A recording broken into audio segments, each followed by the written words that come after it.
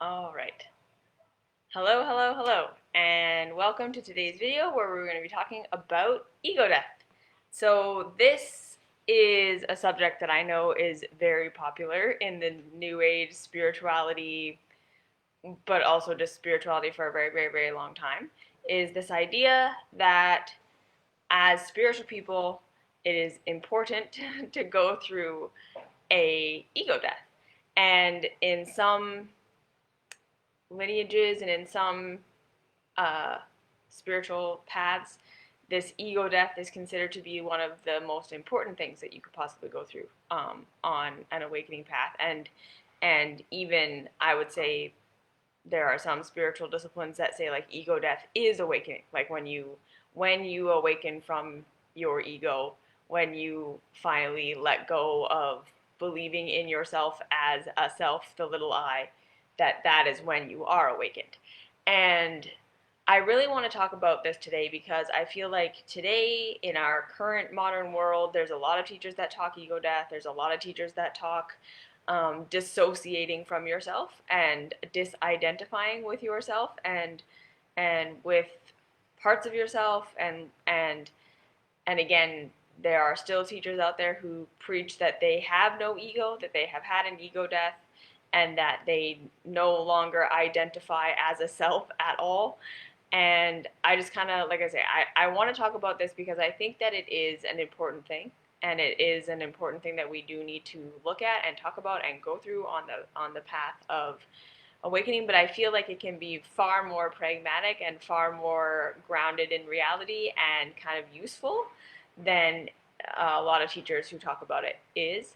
And again, I think that we can look at it in a different lens so that we're not getting caught up in dogma or in spiritual bypassing, because it is very possible to use anything in spirituality, any teaching, any teacher, any lineage, anything as a tool to avoid, right? As a tool to avoid integration, as a tool to avoid ourselves, as a tool to avoid the chaos of life, and rather than it being something that's actually helping us move forward and come into reality, which is really what awakening is, it's taking us farther away.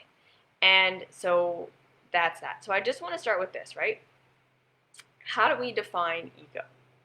And I think that this is something that we're probably never going to have complete consensus on in the world. And I know that people who watch this video are probably going to disagree with me on what my take on the ego is and what my take on ego death is and what I'm making it mean. And that's fine, because I know that we all have different experiences and different ideas and different teachers and lineages, like I say, and so I don't want to say that this, what I'm about to say, is the ultimate truth. It's just this is what I have found to be true for me. If it doesn't resonate for you, that's totally fine, and I'm not here to invalidate anyone else's journey or anyone else's thoughts or feelings or opinions or experience. This is just my perspective on it, all right? So for me, I believe, with what I have observed in myself and what I've observed in others, there seems to be, as far as I can observe, a structure to how reality works, right? Like that is something that I keep saying over and over and over again. Meaning there are laws and structures and patterns of outcome that make our environment and make our reality predictable and make it what it is, right? Because again, if there were truly no laws, if there was no structure, if there was nothing to this reality at all, there could not be an experience. We could not be experiencing a reality if there was no reality to experience. Even if we say it's all a construct of our minds, that's still a pattern. There's still structure to that. There's still a pattern of how the human mind works. And like, right, we don't all have completely individual takes on reality, in that like it's wildly, like we're all having the same, relatively the same experience. Even if it can seem like really, really different, we're all walking on, like, we're all being affected by gravity. We're all taking food into our bodies, ingesting it, digesting it, expelling it. Like, there are some base things that we are all experiencing, and whether our minds understand it or not, that's what's happening. So there's a structure to our reality, and that's how we are having an experience of our reality. And because we are a part of that reality, we also have a base structure.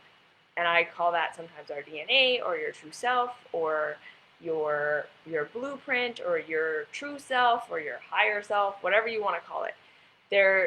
And like I say, if we just observe nature, if we just observe ourselves, we can see that nothing is a blank slate. Yeah, like an acorn seed, by the time it's an acorn seed, it's going to grow into an acorn, or it's not going to grow at all. It's not going to at some point become a rose. It's not going to at some point become a fish. It doesn't have unlimited potential. It has the potential to become what it could be, or just variants of degradation of that, or not at all. And we are the same. We don't have infinite possibility to become anything. Yeah, I am not one of those spiritual teachers that tells you can be anything you want. You probably can't. There are probably many things that you just don't have the biological, mental, emotional, spiritual makeup to ever become. And most of the time, when we're really connecting with our true selves and embracing that, that's okay. It's not a big disaster. It's when we're kind of conditioned in the matrix that this is how you have to be, and this is what you have to do, and this is what success is, and this is all fear-mongering and all that stuff, is when we get into the, like, that's devastating, that I'll never be able to be this thing that I think that I need to be. But when we're really truly connecting with ourselves, like I say, there is a self. So ego, in my view, is not a bad thing. Because when we start to get into, like spirituality and ego death, it's what most people talk about when they talk about an ego death, is that there is a loss of identification with the little self. So with the me that's living my life, that has to feed my body, that has to survive, that has to have money, power, and success, that wants to reproduce, that wants to be successful, that has all these desires and has all these repulsions and feels separate from the rest of everything. Yes? That the ego death is this, like, whoa, there is no separate self, in the sense that the little I that I have been identifying with my entire life is not inherently something different, is not inherently something removed from the rest of reality that's occurring. And this can be like a unity awareness within humanity. Like, I am all the people, and all the people are me, and every human being that's ever been and every human being that will ever be is just a different version of the thing that I am, right? It's an identification with consciousness, with the overarching consciousness that animates all of existence. Or you can have like a more cosmic ego death experience, where you go even beyond humanity. You go beyond this earth, and you identify with all that is and all that's ever been, and you identify with a more kind of like supreme consciousness. And either way, no matter kind of what flavor of ego death you have, okay, and then there's also the ego death where you connect to nothing, like to nothingness, and to just void, and that can have kind of two different flavors too. The like literal nothingness, just void, empty, death, nothing connected to nothing, identified as nothing, no, nothing. Or it can be like the void of creation, like the womb, the place where all things come from, like the unmanifest, the dark seed, the dark womb of creation, if you will. And so, like I say, overarchingly, the theme of an ego death is that you lose identification with just being yourself, and you connect with something higher than that, greater than that, or to nothing. And either way, anyway, you have it. The kind of liberation that comes with that can be very profound, because when we are identifying as just me and just my little life and just this and just survival and just success and we get so bogged down in this temporary reality that can be a very, very painful experience. And because it's an incomplete view of reality and it's an incomplete view of yourself.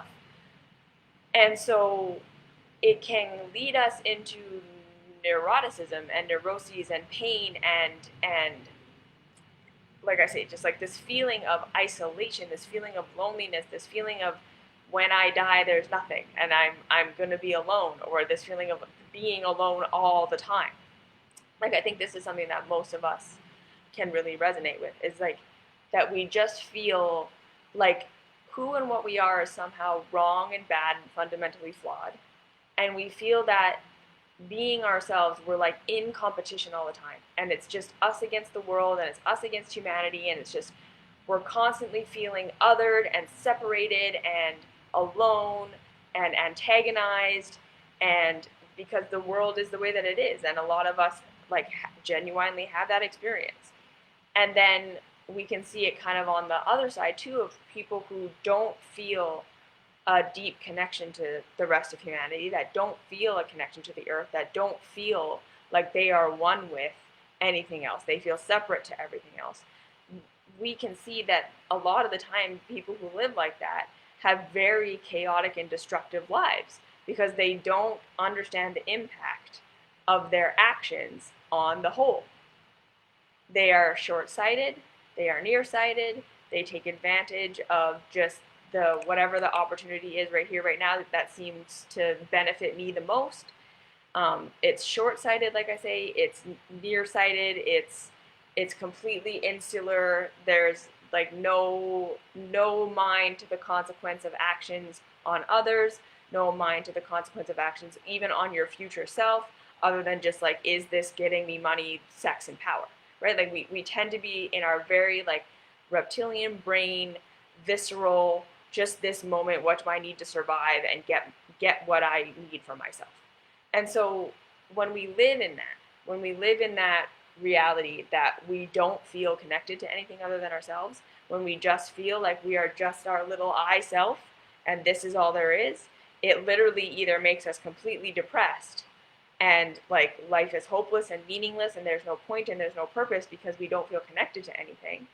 And that's a lot of the reason why most people go into spirituality in the first place, is because that such intense identification with the self at the expense of identifying with anything else leads us to just feeling so isolated and so alone and being so subject to the matrix and all of the ways in which society manipulates us and all that stuff, that we completely lose our true nature. We lose our true self. So like we lose connection to the self. We've lost connection to the true actual self.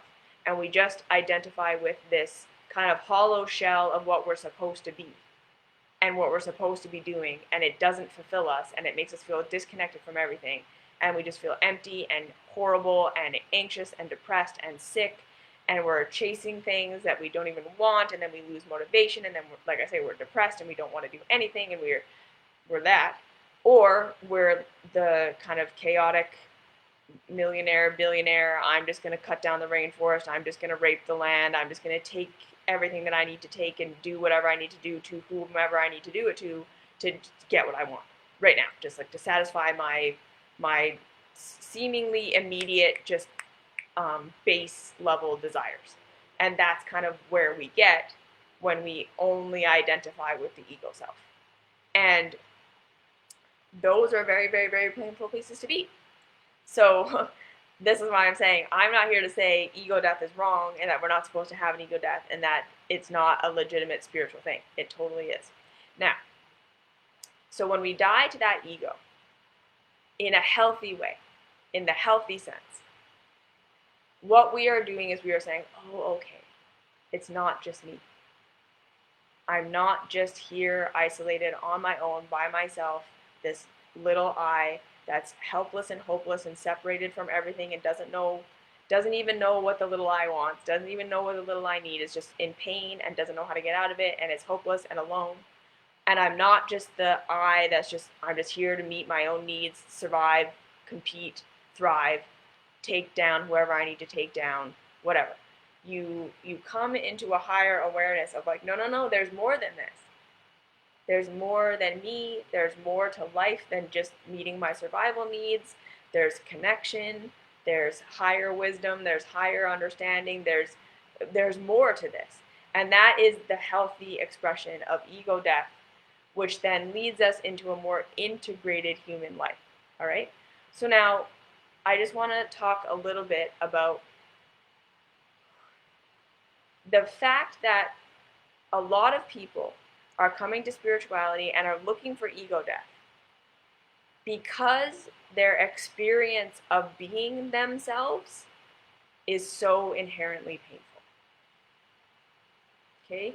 And this is where we get into the spirituality and the bypassing and the ego death stuff that's at the expense of yourself, because we're not really understanding what it is to be a self and why being yourself doesn't inherently mean that you're separated from everything else, that you feel separated, that you feel alone, and isn't inherently painful. But we don't realize this because we live in a world where we're very conditioned, we're very programmed, we're very disconnected from our true real selves. So this ego that we think that we are, the self that we think that we are, the life that we think we have to live, what we think success is, what we think truth is, what we think will make us happy, who we think we are, is often the thing that actually needs to die. It's not really that you're losing identification as yourself. Okay? Most of the time when we have a healthy, integrated ego death, we're losing connection with the self we never were. What's actually dying is the illusion of the person we have been told we needed to be our whole lives, that we've been told that we were, that we weren't, and the illusion of what reality is, and the reality of reality that is so painful to believe and to try to live within. And when that is what we break through, and we don't come out the other side with no identification with self. We don't come out the other side not having to live life. Because this is the thing where, like, right, when someone tells you that they have completely lost identification with themselves, you know they're lying. Because in order to have lost identification with themselves, they couldn't feed themselves. They couldn't clothe themselves. They couldn't do their job. They couldn't speak to another person. Because all of these things require that you have some awareness that there is a little I that needs to be taken care of. You wouldn't notice the difference between the food and yourself. Where to put the food, how to chew the food, what food you like and what food you don't like. If you truly lost all connection to self, you would functionally not be able to be a human being. So within this reality, as long as the person you're looking at is talking to you and they have clearly eaten something and are wearing clothes, they're not fully disidentified as a self. They didn't have such a complete ego death that they're only in unity awareness now. They might have an abiding unity consciousness that can exist. They might literally not break with understanding that they are connected to all things and that all things are connected. But there's still a part of them that identifies with the self enough to eat and dress and speak and do work and write books and do all the things that they do because they're doing that as a self. And they have to identify with the self to a degree to do those things. So we can't say that the ultimate goal is to have absolutely no self-identification, and that the moment we stop identifying with the self, all of our pain goes away, right?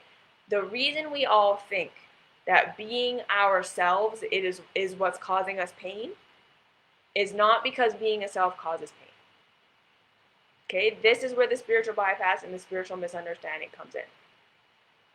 Being a self is not inherently painful.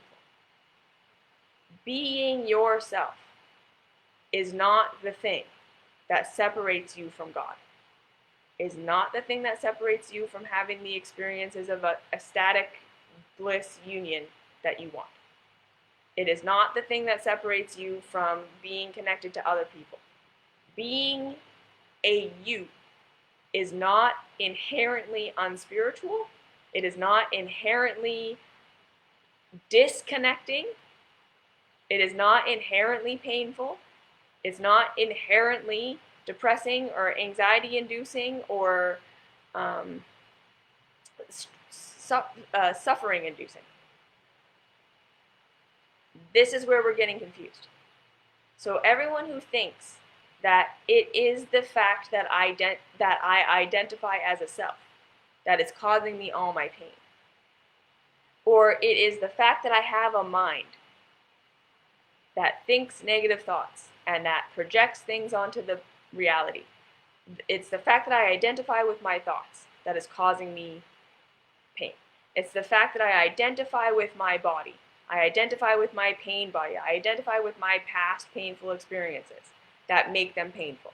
And if I could just disidentify with all of these seemingly painful things, I will be awake.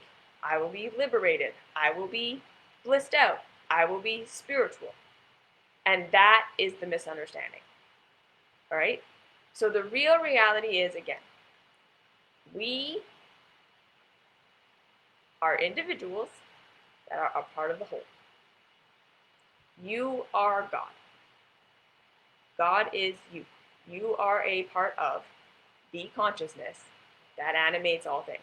This is why psychics and people with ESP and whatever, they seem to connect to other things. They're not connecting to other things. They're simply connecting to consciousness that's other than seemingly their individual consciousness. But that's because in real reality, there is no separation. All of consciousness is just one big consciousness soup. It looks like a whole bunch of different people and animals and trees and ether and all of these things. It takes different form, but it's all animated by the same thing. So the higher we go in our consciousness experience, really what we're seeing is just higher and higher vantage points, or more and more points of view being a part of the point of view we're looking at. Does that make sense? So when we're the little I, it's like our point of view is just our own experience. Everything that we've been through, everything we've seen, everything we've done, everything we've experienced, and how we experience and how we think, and that's self-perspective. And then when we expand beyond that, when we allow our consciousness to open up to things that are just outside of our experience, that are outside of the little I that we have been or that we have experienced or that we have gone through, and we can integrate other perspectives into our perspective, we usually call that like higher wisdom, higher understanding. When we can feel someone else's experience, when we can put ourselves in someone else's shoes, we can empath their experience and we can combine theirs with ours. And we then have wisdom. What is that? Right, again, that's just, you just expanded your perspective of consciousness as a whole. So the more we expand our consciousness from our experience to taking in more and more and more and more and more of the views that are happening, right? We're just stepping into greater and greater and greater perspectives of consciousness as a whole, which ultimately is just all of consciousness all combined into one, is what we call God. That would be everything that has ever been and will ever be. All awareness is the highest level of perception, the highest level of consciousness. God, whatever you want to talk about it, the highest level of awareness. Okay? So that's what I'm saying. Being a self doesn't inherently disconnect you from any of that. Being a self doesn't inherently make you cut off from wisdom and understanding and knowledge of anything else. Because you're one with reality. We are from reality. And this is another thing. And I'll say it 100 million times for the rest of my life. Humans are a result of reality evolving. Reality is not evolving as a result of humans.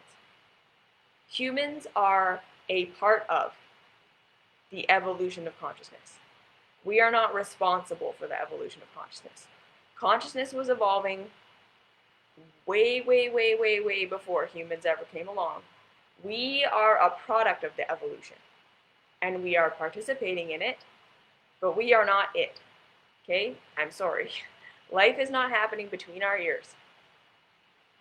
We have some influence on the reality as part of it. We do not have ultimate control. We did not create the structure. We don't get to determine what the structure is. We don't get to determine how the structure works. We get to create or destroy within the structure. That's it. We can help evolve the structure through creating within it, or we can learn more about the structure by destroying it, taking it apart. But that's it. We don't change the structure. We didn't invent the structure. So no, you can't just imagine anything you want and have it become a reality. Because if it doesn't fit within the laws of the structure of reality, it's not possible. You don't get to determine that, because reality didn't come out of the human. Human came out of reality. Okay, so again, humanity has been evolving. Humanity has been growing.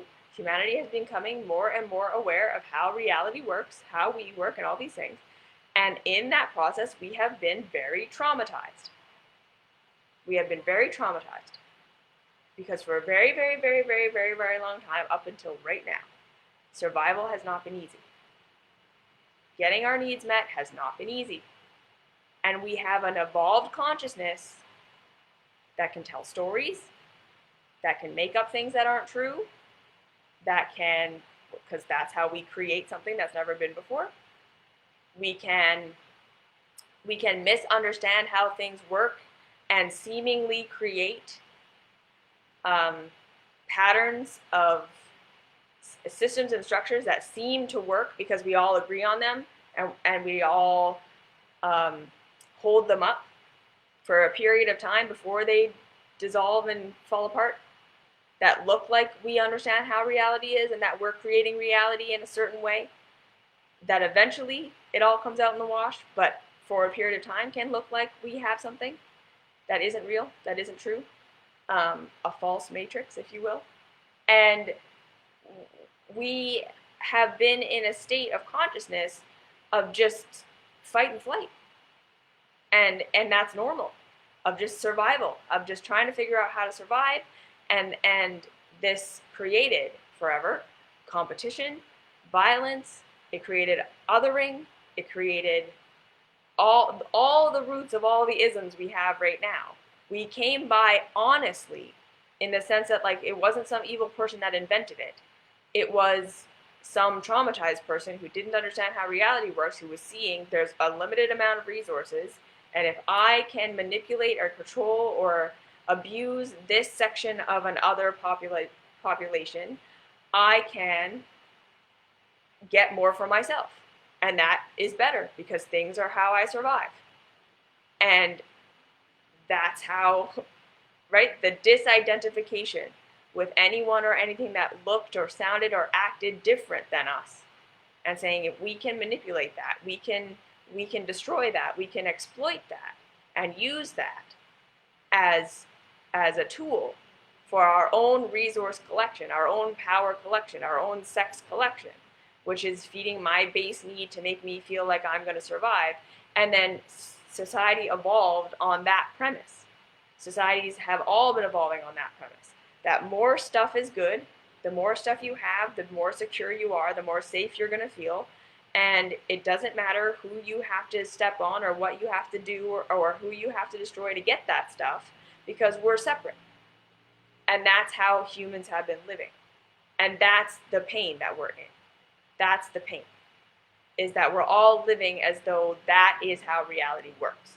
When the truth is, reality works through cooperation better than it works through othering and competition. That the more communities work together, the more things identify as community with each other, and we all learn how to take the skills that we all have and work together so that everyone gets to play their role, right? Because we're going to learn this, that as a human, we all have a blueprint of a thing we want to do, a thing we want to be, a thing we want to express, a thing we have to give, if you will, to the rest of humanity. And when we all kind of feel that that which we are has a place in the community, that's when we feel connected, that's when we feel important, that's when we feel vital, that's when we feel meaningful and purposeful. And the more we live like that, we're going to find. And we can see, like in the blue zones, like I said, the more we live like that, like as a community of just everyone plays their role, and we don't value or devalue anyone or anything above anyone or anything. Like this, and this is like really evolved consciousness. This is really evolved consciousness. So we're not going to get there soon. But if you're listening to this and you're an evolved kind of consciousness person, this is a conversation we can have. We can say, like, as we take away the hierarchy, and we just say, you know what, humans are never going to be equal. We're not all created equal. We don't have equal skill levels. We don't have equal capacity to give to the society in a way that's equally, right? Like, we're still always going to need food and shelter on a hierarchy more than we need books and art. Because just bottom line, we can survive without books and art. We can't survive without food and shelter. But when we have food and shelter kind of okay,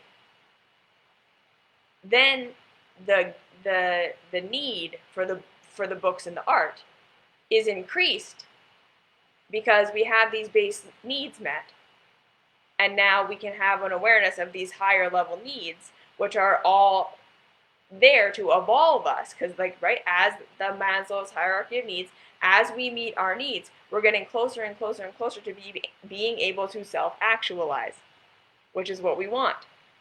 Yes? So it's never going to be equal. It's never going to be equal need. It's always going to, there's a hierarchy of needs. There's a hierarchy of structure of, like, what are the things that humans just all need. So the people that can provide food and shelter, that can control food and shelter, are always going to have the capacity to overpower the people who can provide art and books.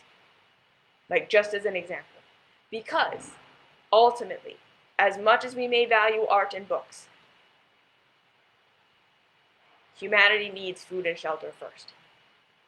We can live without food and without books and art. We cannot live without food and shelter. So when we start to understand this, that those people who are capable of providing or controlling the food and the shelter will always have the capacity to overpower the rest of society if they want. Right? And as painful as that is to think about, it's true that so long as we can understand that, again, as a mature society, we're going to have to get to a place where we realize we're not equal. And we realize that the things that we all provide are valuable at different levels of human awareness.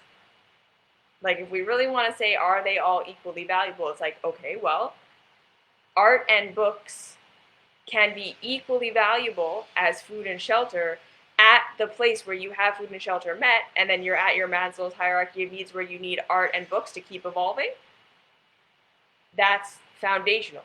You are going to need that as much as you need food and shelter down here to keep evolving.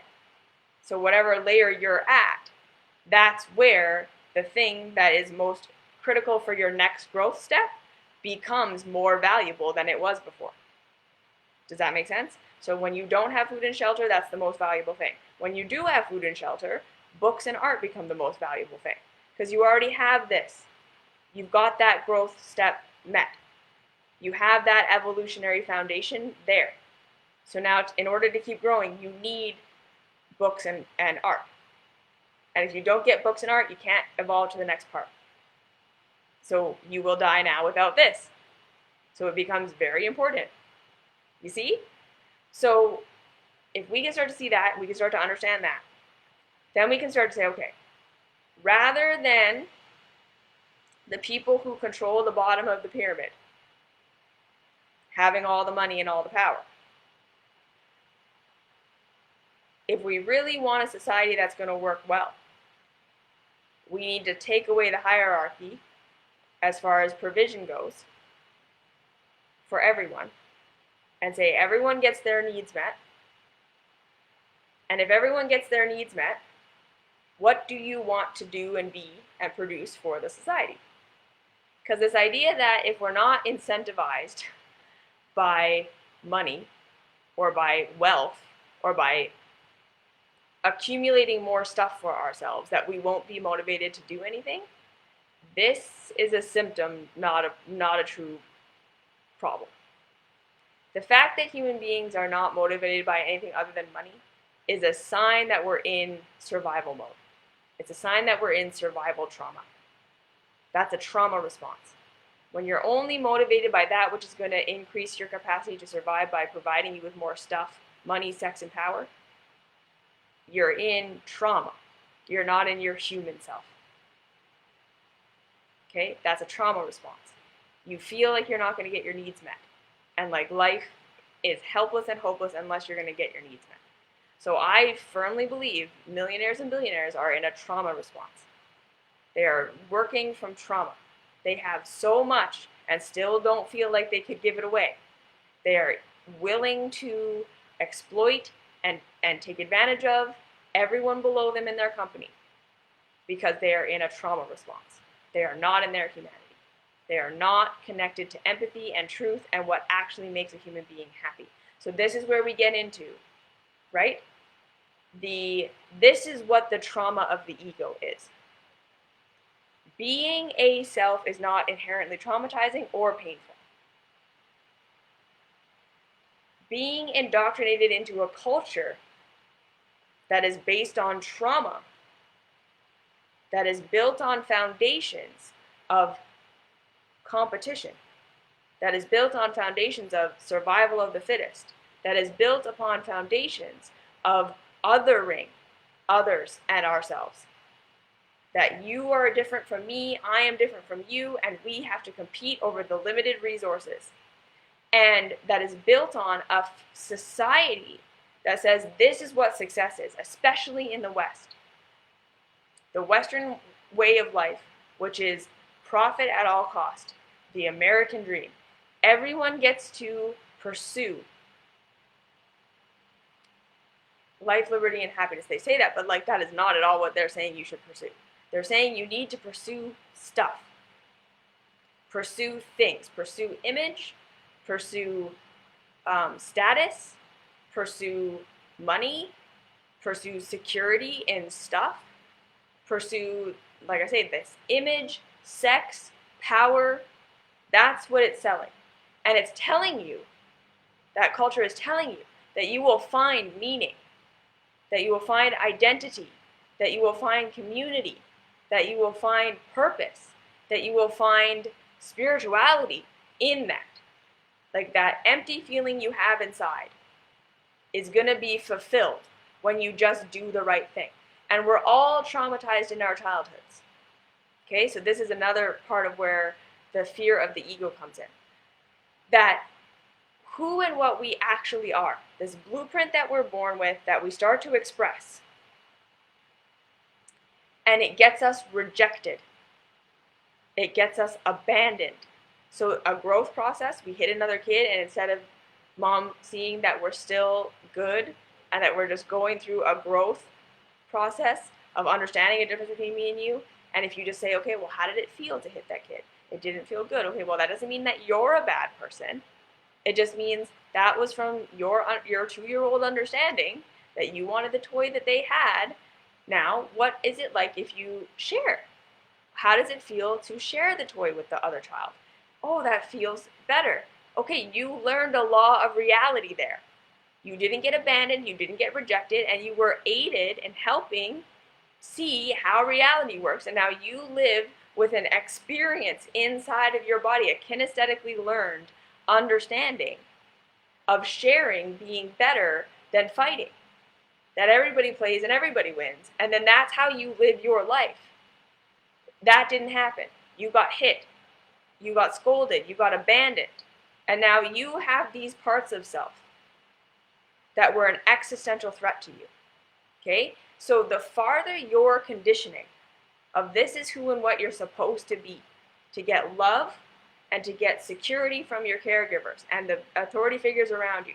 Because again, remember, as a child, you could not provide for yourself. You being rejected, you being abandoned in the codependent, impermanent conditions of your childhood meant death. Your nervous system was programmed for do whatever it takes to fit in. Because fitting in is how mom and dad love me, and how when mom and dad love me, they provide for me. When my grown-ups love me, they provide for me. When they don't, I can't meet my own needs. I don't know what's going on. I don't understand how reality works. I'm completely lost. I'm a baby. I'm a small child. When I'm not taken care of, I die. So all the parts of you that got you rejected, abandoned, abused, every part of you that was on a growth path that didn't get understood, that got shadowed by your caregivers, becomes an existential threat to you. And the more you need to be something that you're not, to try to fit into society. So now we're growing into culture, growing into school, growing into work, growing into all of these things. And the farther that is from your true identity, your true expression, how you really want to live, the more anxious, depressed, just sick, needing to cope, numb, self-sabotage, scapegoat, you're going to be.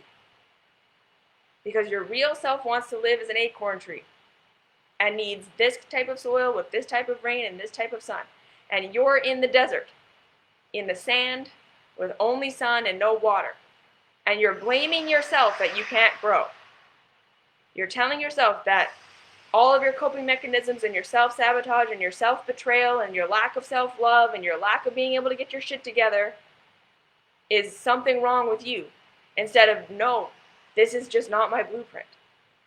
And it's programmed into your nervous system that these are bad parts of me because they were existential threats to me. I need to become this person. I need to become what society wants me to become. And then you get into spirituality and you're like, never mind, society is wrong, but now I need to become what the spiritual people say that I need to be. You just find a new group to tell you that this is who and how you should be. And any part of you that's not loving and that's not graceful and that's not disidentified, or any part of you that has a negative emotion, or any part of you that's negative or has a coping mechanism or whatever, we can positive frenzy that out of you, or you need to meditate that away, or you need to whatever. We just find all these different groups and all of them are saying the same fucking thing. Here's the way to get rid of the thing that's wrong with you so that you'll finally be happy, because it's you that's messed up. Your pain is still coming from your you. And your coping and your self-sabotage and all of these things are results of you just being bad, you being weak, you having a flaw. And so this keeps going and going and going, and then we're like, of course you want to have an ego death. Of course all you want is to disidentify from yourself. You get Eckhart Tolle crazy, where he literally has a complete mental breakdown. A break because the person he was trying to be in academia and whatever was making him so miserable. But in order to let that go, he had to literally overcome the fear of death. Because, again, for most of us, disidentifying with the false ego, this is really what a healthy ego death is. It's finally seeing, okay, these are all the things that I think I'm supposed to be, and these are all my coping mechanisms, my scapegoats, my self-sabotage, blah, blah, blah. These are all the ways in which I'm dealing with the pain of not being able to be my real self, of not knowing how to be my real self, of having my real self having been antagonized my entire life. Literally by, for some people, by actual culture. You're not safe to be your actual self. You're not safe. And so there are parts of you that are existential crises to you because they literally get you rejected, antagonized, attacked, villainized. They make it so that you're exploited and taken advantage of within society, within your household, whatever it is. It's trauma is trauma.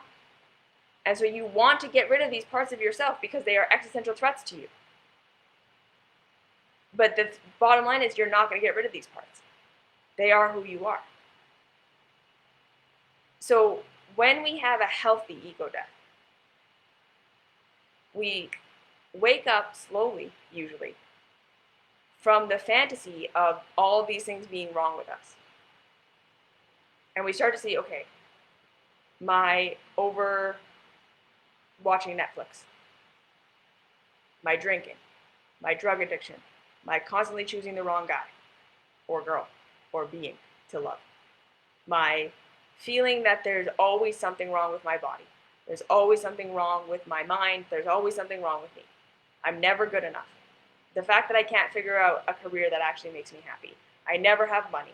I'm constantly in the same 4, 3, 2 thoughts over and over again. I'm fat, I'm fat, I'm fat, I'm fat, I'm fat. I don't have money, I don't have money. I'm not successful, I'm not good enough, I'm not good enough, I'm not pretty enough, I'm not smart enough, I'm not big enough, I'm not strong enough, I'm not... This incessant, that is just, pizza. That is just how we are coping. We're trying to make sense of the complexity that is real reality, that is, I am a human being who wants to be this way, and so much of that I was taught is wrong and bad by my grown-ups, by my caregivers, whoever was the authority in my childhood. And I got programmed into my nervous system that to be these things is to die. Because that gets me rejected, and when I'm rejected, I don't get what I need, and when I don't get what I need, I die. So we want to get rid of these parts of ourselves that are in pain.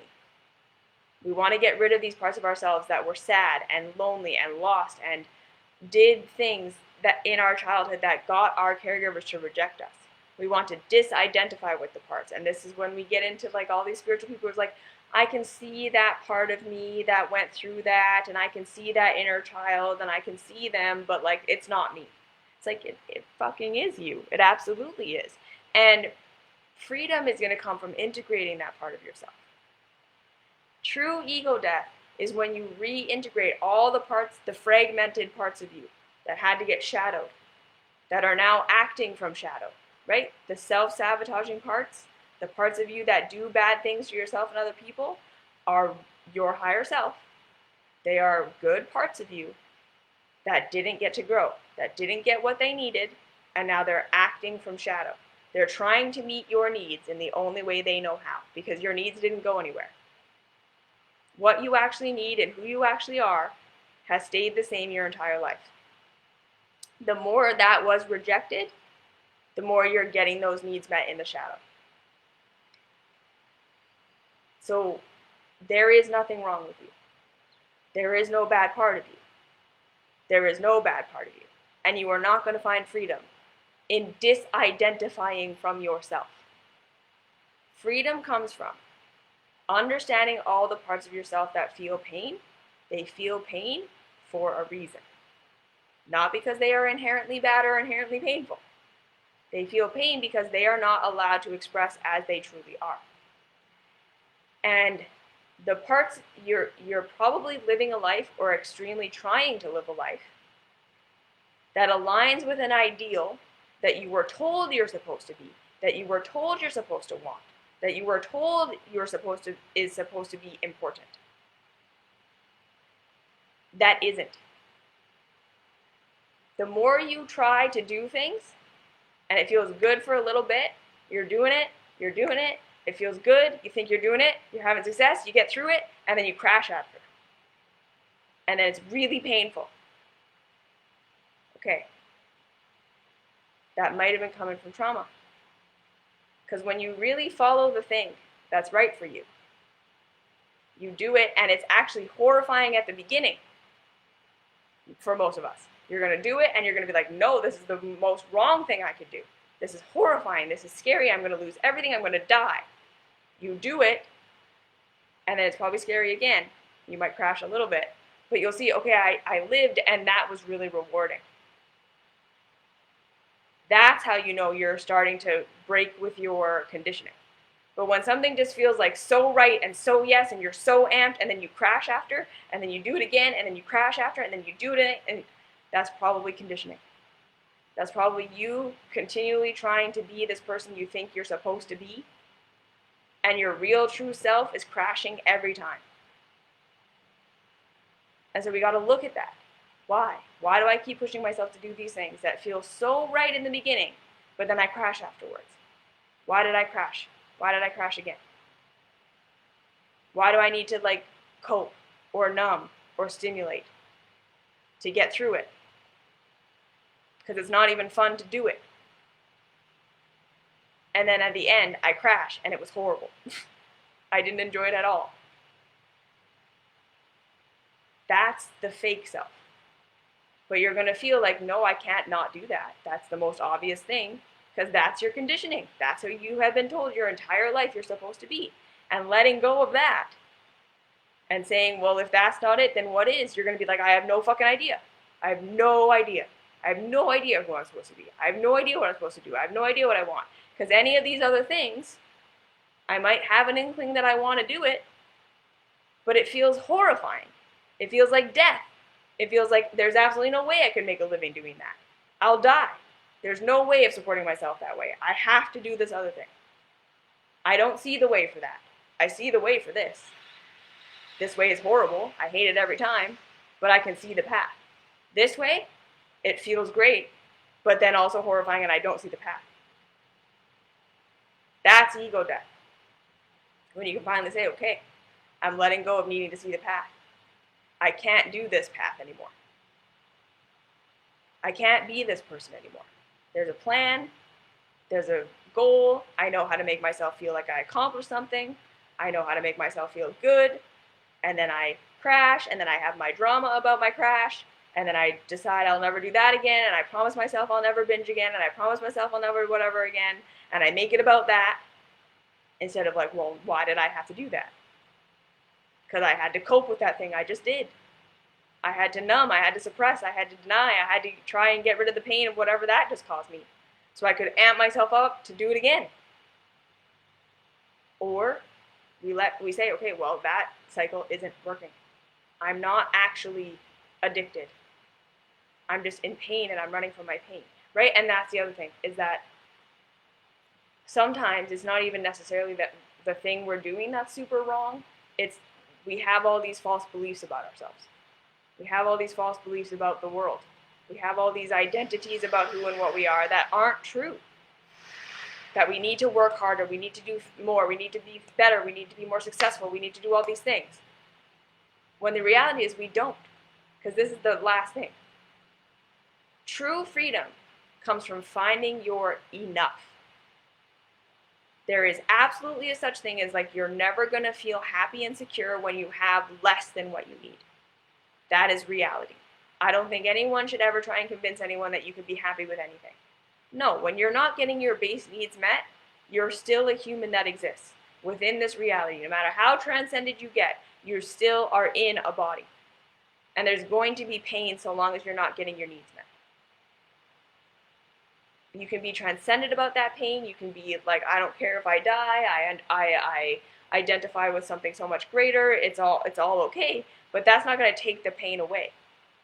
Because so long as you're in a human body, having a human experience, pain and pleasure are there to let you know, growing, not growing. That's it. It's just a part of the deal. You can have a completely high-level consciousness awareness of that, and it doesn't make you suffer, but the pain will still be there.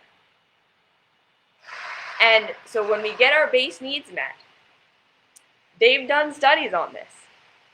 Once you have a certain level of physical security, any more money, any more things, any more stuff doesn't make you happier. Because that's that level satisfied. So now if you don't go on to art and books and self-exploration and self-actualization and creativity and connection with the divine and all of these things, it doesn't matter how much more stuff you put in. That level was filled. And so we live in a culture that says, no, this level is all that there is. Just more of that. If you feel unsatisfied, you feel like you don't have connection, you feel like you don't have identity, you feel like you don't have self, you don't have purpose, you don't have me, we can sell that to you. Be more productive. Be more creative. Produce more. Consume more. Get more friends. Get more followers. I can spiritualize. Just join my program for 11.11.11, and I'll teach you how to be a manifesting, ultra spiritual, ultra rich spiritual person. It's garbage. No. Find your enough. You have enough. And now who and what do you want to be? Because you don't need more than that. And going for more success and more prestige and more stuff isn't going to make you happy. And in fact, that's going to start to make you miserable. But that's the matrix. The matrix tells you that's all there is. Success, power, sex is what fills us. That's what the matrix tells you. Spirituality today tells you that. It's literally gone to the point where spirituality is how to manifest more shit. It's spiritual to be rich because then you have more power and more influence. What? How is that different? Just because you think you know how society should run and where all the money should go. No! That is not an evolved consciousness. Evolved consciousness is there should be distribution. People decide for themselves what they want to do. I don't get to decide for anyone what they should do. And then when that power is decentralized, people just have the power over themselves. That means that people going off the rails mostly only affects them. We won't be so affected by people going off the rails if we don't have these giant structures of people who have so much power that when they go off the rails, they fuck it up for everybody. That's the problem. So no, it's not spiritual to be rich and then be in control, because what if you go off the rails? You don't know what's right for everybody. Don't be so egotistical and arrogant as to think that you being rich is better than anyone else being rich. It's not. You having enough and then living your life. Giving what you have to give. And letting everyone else do their own thing. So that's where the community comes in, with when you make sure everyone has what they need. Those of us who seem to have more capacity to provide for ourselves within this society, it's our job to say, okay, I'm not going to take more than I need. I'm not going to overconsume the resources. I'm not going to engage in exploitation and all of these things. And I'm going to slowly work to be less of a consumer and a more responsible consumer. And then what do I have to give to redistribute the resource? And then who am I to just do my thing in society with enough and not taking more than I need? Because don't get caught up in this game that more stuff is going to make you more anything. Because it's not. More power, more prestige, more fame, more money, more success, more followers, bigger business. No. Just do the thing that's right for you. Let it become whatever it's going to become. Don't exploit. Don't overconsume. Don't let it be at the expense of taking care of your food and your body and your relationships and everything else in your life. Success in your business, success in your career, success in your purpose at the expense of your health, you being able to be a responsible consumer, you being able to not have to binge on Netflix or have crazy ass relationships or blah, blah, blah, blah, blah, is not success. That's powering the machine. So if we all did that, if we all checked out of that, the system could no longer exist. And that would be a true ego death. We are not this. So when we are trying to have an ego death, yes, we want to realize we are connected to all things. That we are not just our little self. That this little life isn't all there is to us. That we have access to higher and greater expanses of consciousness. Absolutely. But no, it's not about dissociating from yourself. The parts of you that are in pain and that you want to disidentify from are the traumatized parts of you that need to be integrated. They were traumatized in your childhood when your parents and your caregivers told you can't be that, you can't do that, and society has antagonized that about you.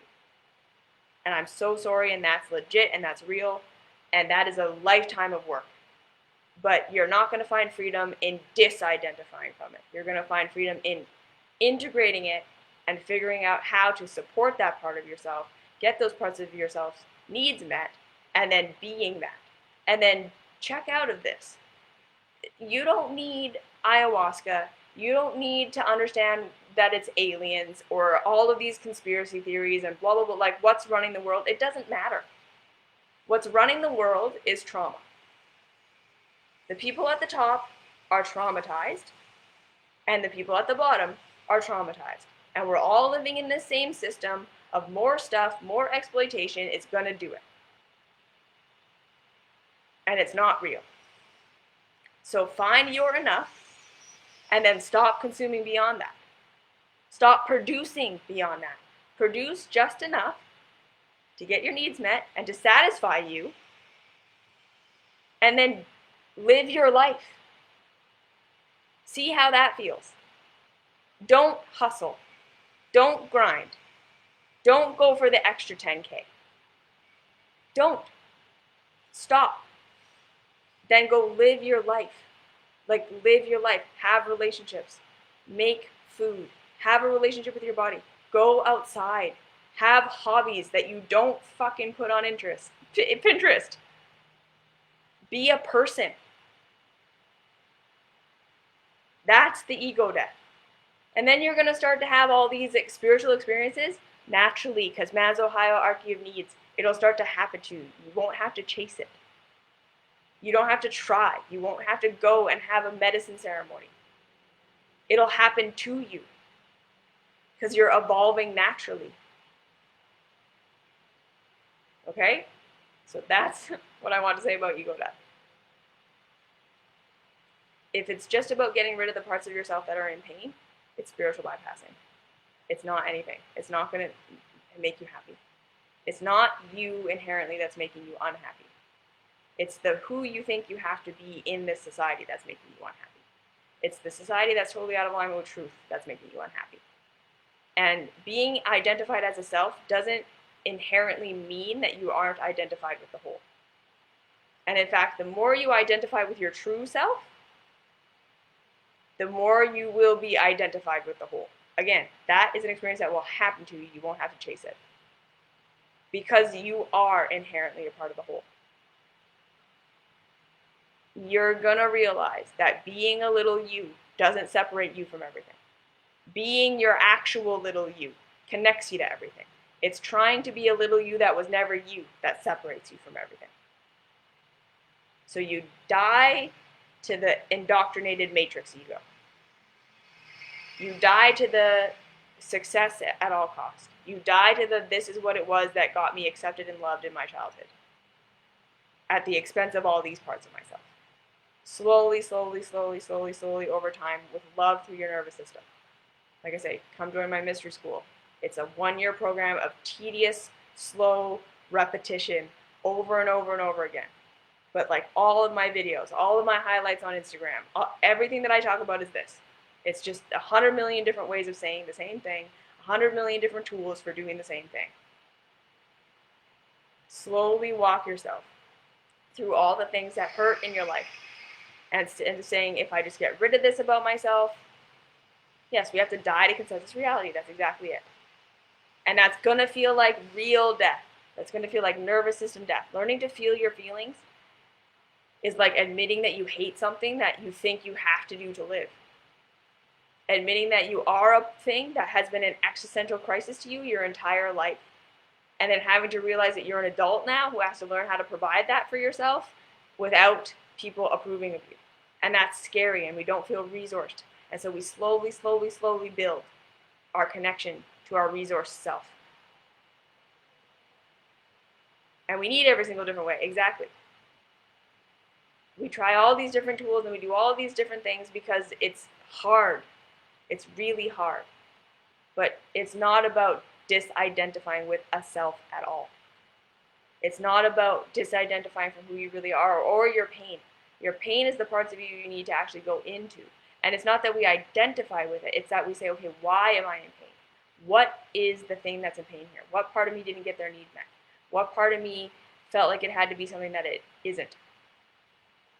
What part of me is that wasn't allowed to be?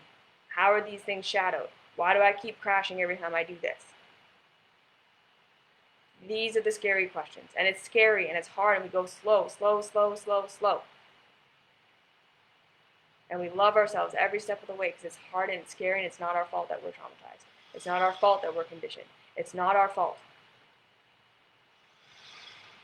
Okay? It's not our fault. That's always the foundation. You're in pain, but it's not because of you. The trauma that you experienced was not your fault. You did not traumatize yourself. This didn't happen to you because of you. Your pain is not your fault. Your trauma is not your fault. The parts of you you don't understand are not your fault. None of it is your fault. You didn't do anything wrong. It's hard, and I'm sorry you have to do this. I wish for a world where we're all supported in discovering our true real selves from the beginning. Where the matrix isn't stuff is the only thing. And that's what we're trying to create. The more of us that do this work, the more of us create that world. So you want to know what you can do for humanity? Do this work. Be someone who's not engaged in the matrix. Show that there's another way. Live it. Connect to yourself. Refuse to keep rejecting yourself. Refuse to keep making it your fault. Refuse to keep hating yourself. Integrate. Stop running away from yourself. Stop using spirituality to run away from yourself. Stop using spirituality to run away from yourself. If your spirituality is telling you to disidentify from yourself, like again, there's a time and a place for this.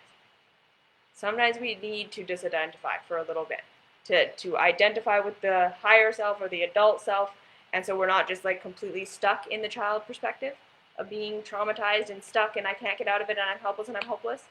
Sometimes we do need two parts, internal family systems, whatever you want to use, but not to get rid of that child. To be the loving parent for that child that child never had. Not to get rid of, to love through. Sometimes we use pizza. That's okay too. Whatever it takes to love ourselves safe. It's okay, it's not your fault. We're going to be here, we're going to figure it out together. Okay? So that is the utility of ego death. Yes, you're connected to everything. But you're not disconnected from it because of you. You're disconnected from it because of who you have been told you're supposed to be and the rejection of your real self. The more you connect with your real self, the more you're going to feel like you're going to die, and then on the other side, you're going to have an awakening experience. And if on the other side you have an experience where you feel disconnected from yourself, that's a trauma response. Period, end of story. When people come and tell you they had an awakening experience that separated them from the human condition, that separated them from themselves, that is a trauma response. That is not a spiritual experience. Because then they're going to crash back into reality and not know how to integrate it and get all back into their trauma, and then they're going to chase that high over and over and over again. Integrated ego death is, oh, that's not who I was. That's not who I really am. But I'm still here. I'm still living this life. So how do I live in a more unified way? How do I express myself within the reality that exists? That's an integrated spiritual experience. There's so much more to life than this. I'm not so afraid to die. I'm not so afraid of being rejected. I'm not so afraid of the little things every day because I've had a greater perspective. I can be with the pain and it doesn't have to consume me because I know it's just a moment. I can be with the suffering. I can be sad. I can be angry. I can be all of these things because it's just a thing. It's a passing time. And I can embrace it, but I'm not dissociating from it. I'm not saying now I don't feel emotion. As if, right? Like that is not reality. That's dissociation because you never learned how to integrate that part of yourself. Okay? Learn the difference. Go for integrated enlightenment, which includes all things in the higher perspective. It doesn't dissociate from anything. All right? Find your enough. That's reality. All right. That's that. I love you. I'll see you next week with another video. And until then, have a fabulous week. Mwah.